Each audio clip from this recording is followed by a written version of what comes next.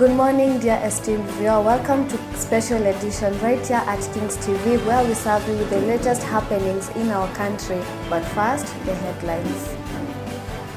Ex-cop Linda Okello awarded 6.5 million. Road carnage. Job opportunities, less effort. Awareness in Kiambu County.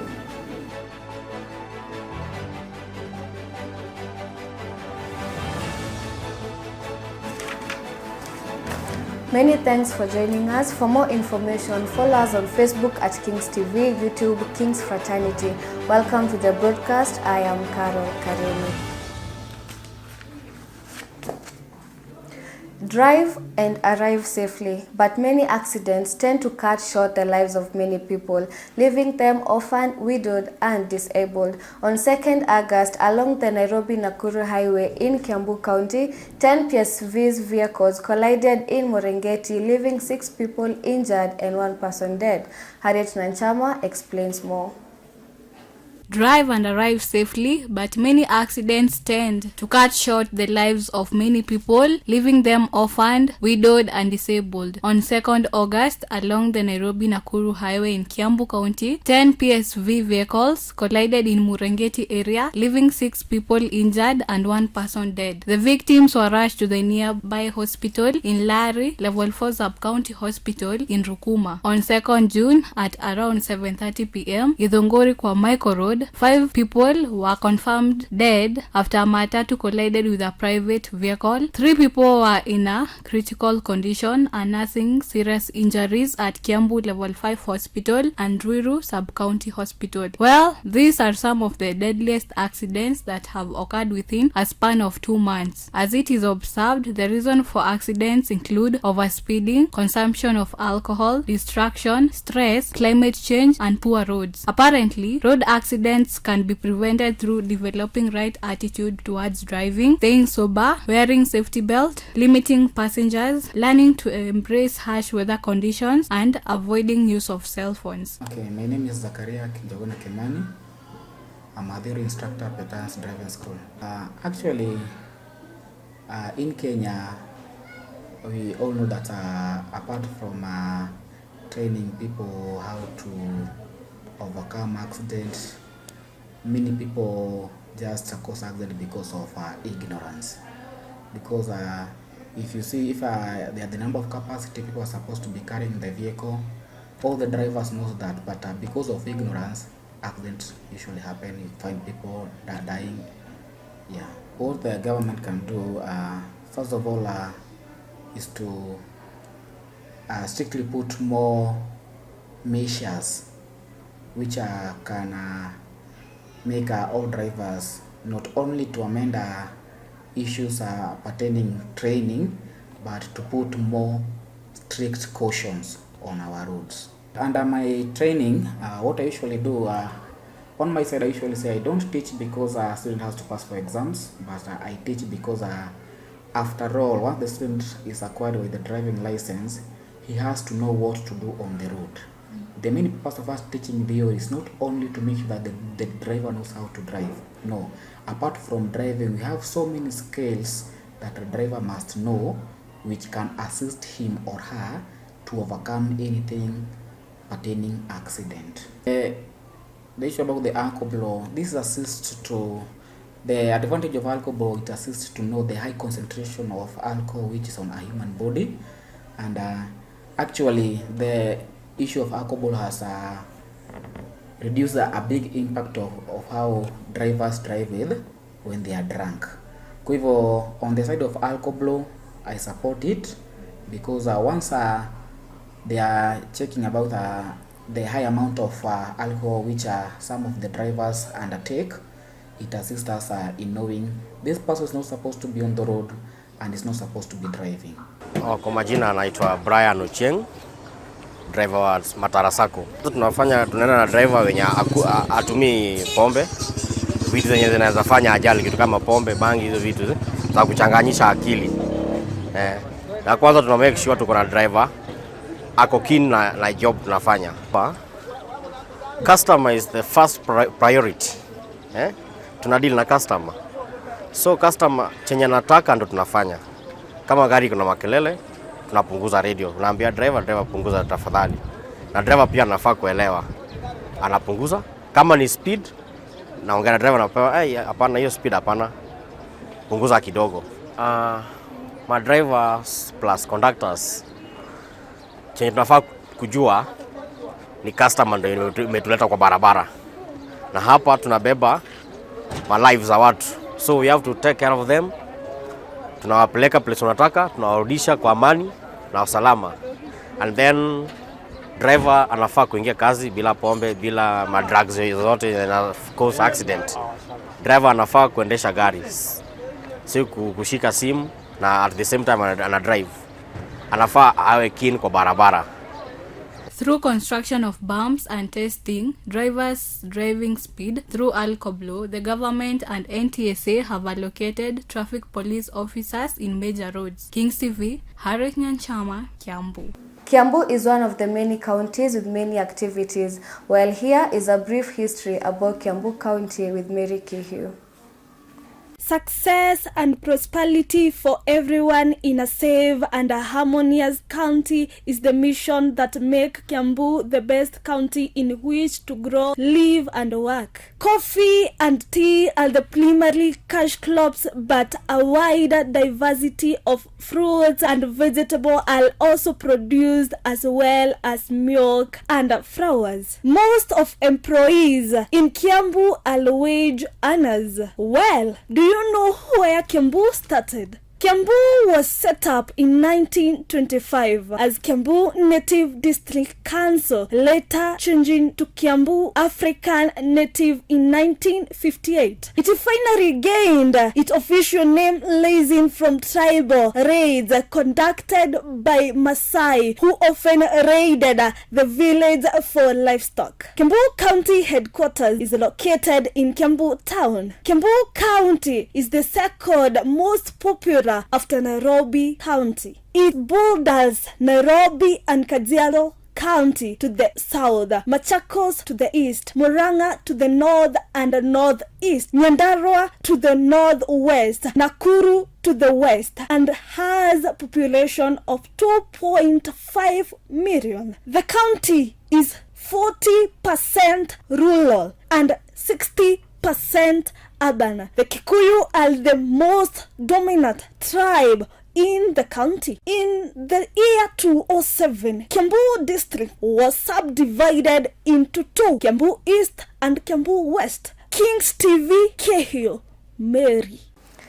Kiambu County is to set aside a day to give young people a chance to air their views and concerns about the county government. Youths requested Governor Matangi to set aside a day as a county to listen to the issues affecting them. Ivy Nanjala has more.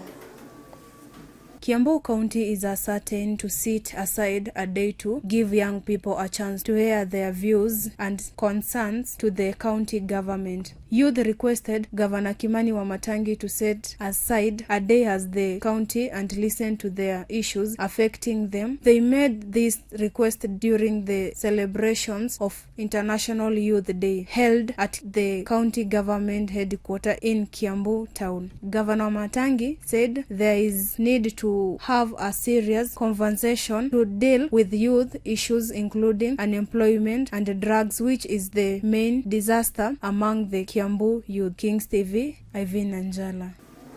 We'll take our first commercial break. We'll be right back.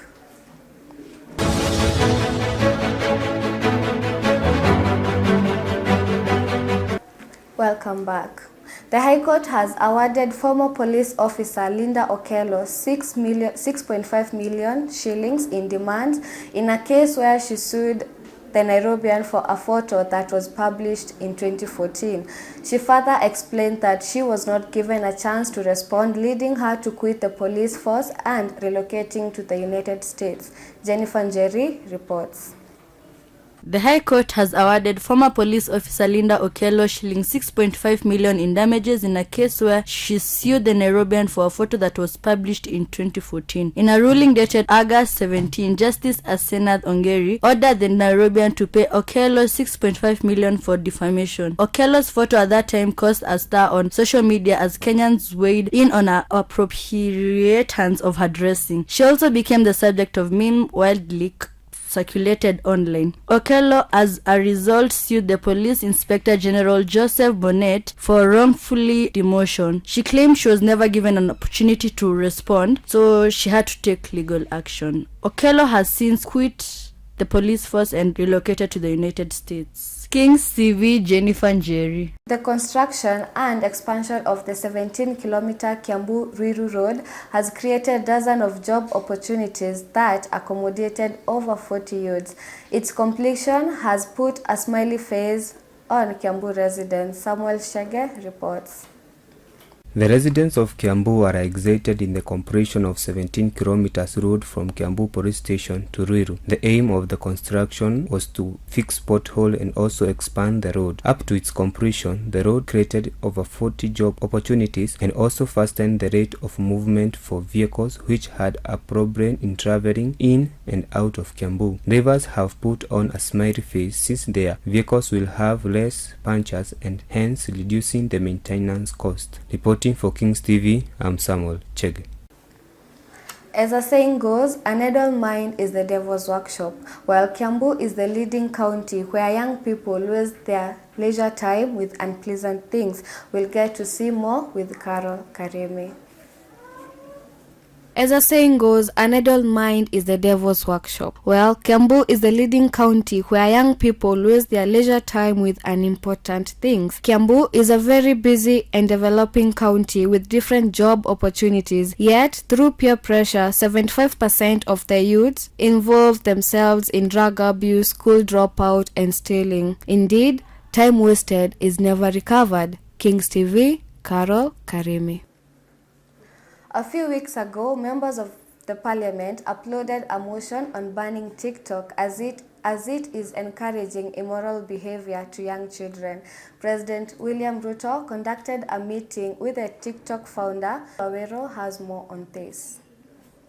Currently, I'm at Kiambu County where I'm going to sample some of the views of residents in Kiambu County on how TikTok is paying, and also it has become one of the biggest influence in the society. Also, giving you a brief history of TikTok in Kenya. TikTok came into Kenya some few years ago, and where it has become one of the biggest websites in Kenya in content creation. And also, the government has intervened on how TikTok is going to be monetized. Today in the morning, the president of Kenya had a meeting with the global CEO of TikTok. We are going to sample some of the views of people of residents in Kiambu County and hear more about TikTok in the society. Okay, mimi naitwa Jtejo Kenya. I'm a dancer by professional. Tukiangalia TikTok, imekam to open the youth to show up their talent. Kuna wase TikTok imefungulia milango, but kuna wale wana misuse bado. Kukiwa na wale wanasaidika na bado kuna wale wana potea njia kiplani. That is the best idea as our president ako nayo, cause kwa hiyo kumonetize naweza sema ikuwe tu kama YouTube, cause kuna wale wase wanafanya vitu pale usiku, kuna vitu zingine hazieleweki, hazi make sense for our generation ama nini, so sioni kama kuna ubaya hapo. Those are the views of some of the TikTokers in Kiambu County, where they are supporting the government on monetizing TikTok in Kenya. Reporting for Kings TV, I'm Simon Wawero. We'll take another short break. We'll be back with the health sector.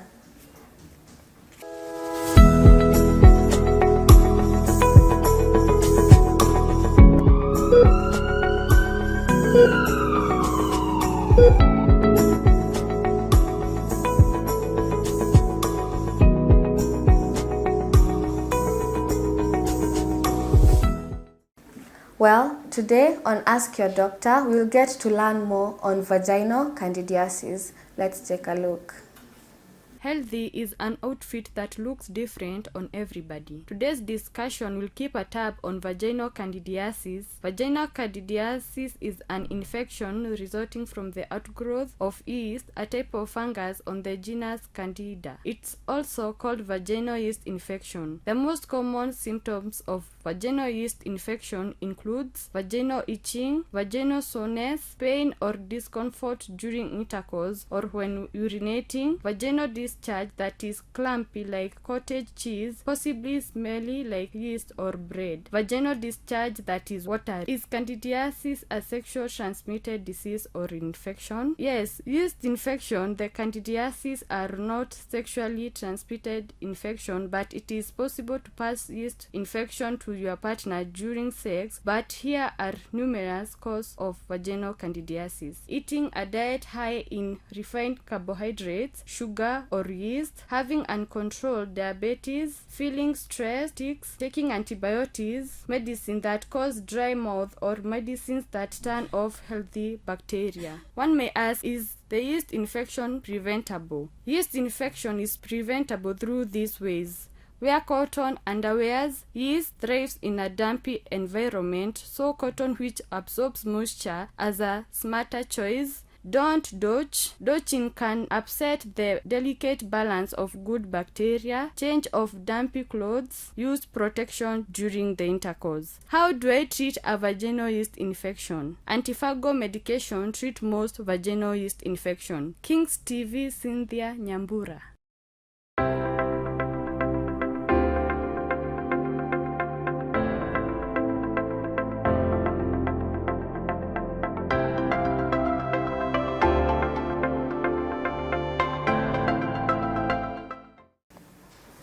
And now on Business Zone, Kiambu is one of the counties in Kenya that is emerging in development, growth and increased population and high cash flow after Nairobi. Dominic Muya has more.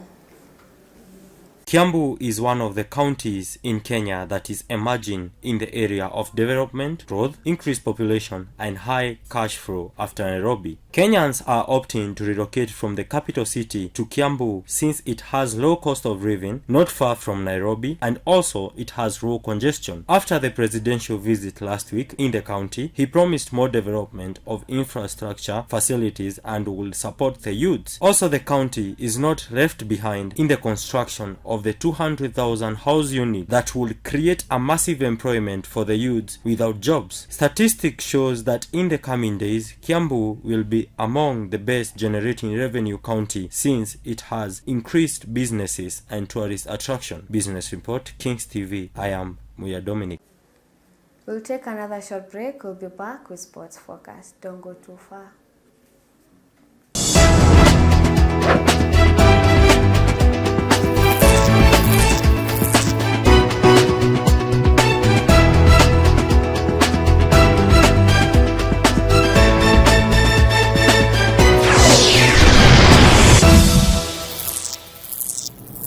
Welcome to Sports Focus, where you'll get all the sports updates. Today, our sports analyst, June Joki, has prepared more on the Budapest Olympics and the EPL fixture table games.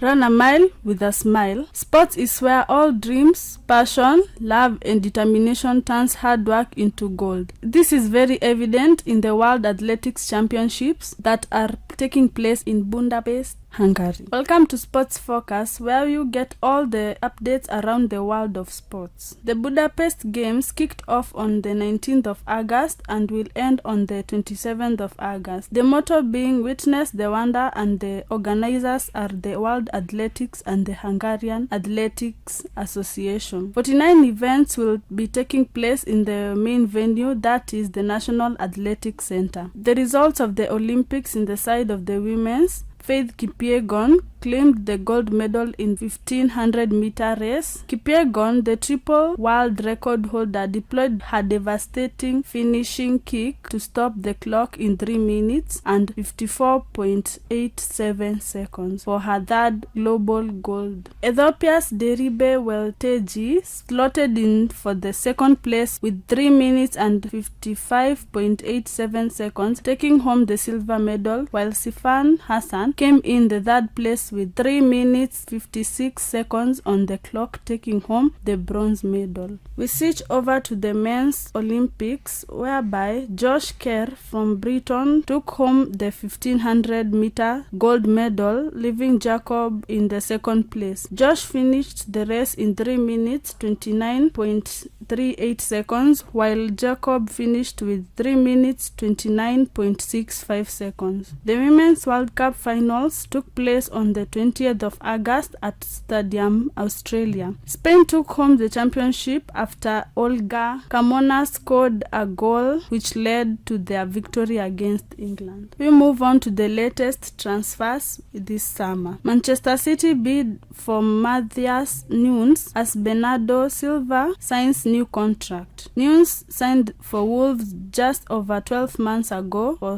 from Sporting for 38 million euros. Sheffield United are closing on an 18.5 million euros move for the Aston Villa striker Cameron Archers in a major boost in the club's fight for Premier League survival. Let's now look at the EPL games to be played this weekend. On 25th of August, Chelsea will be going head-to-head with Luton Town. On 26th August, Bournemouth will play against Tottenham. Brentford will play against Crystal Palace. Arsenal will play against Fulham. Man United will play against Nottingham Forest. Everton against Wolves. Brighton against West Ham. On 27th August, Sheffield United will play against Man City. Burnley against Aston Villa. Newcastle will play against Liverpool. That's it for Sports Focus. Kings TV, June Joki.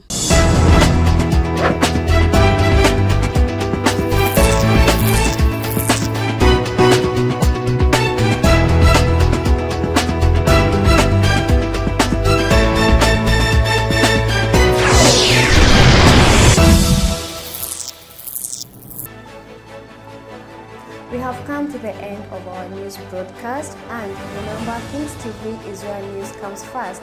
Follow us on our social media platforms, Facebook at Kings TV, YouTube at Kings Fraternity. I am Carol Karemi. Keep it Kings TV.